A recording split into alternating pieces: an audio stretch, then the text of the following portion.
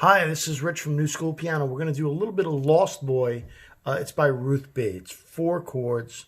It's E minor, to a G, to a C, back to a G. And it's the way it's voiced that's important. First, right hand is going to play E and G for the E minor chord, and the left hand is going to play E, G, and B together. Okay. Second chord is a G chord. We're going to play D and G with the right hand. Right hand's going to move this pinky down to the D and play D, G, B. Okay. First one is E minor.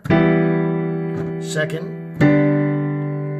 Third one is a C chord where we're going to play C and G with the left hand, C, E, and G with the right hand. Look again.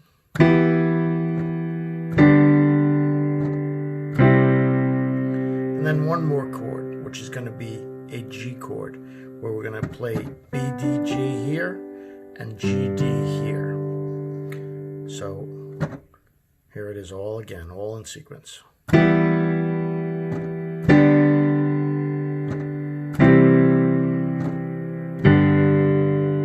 One more time.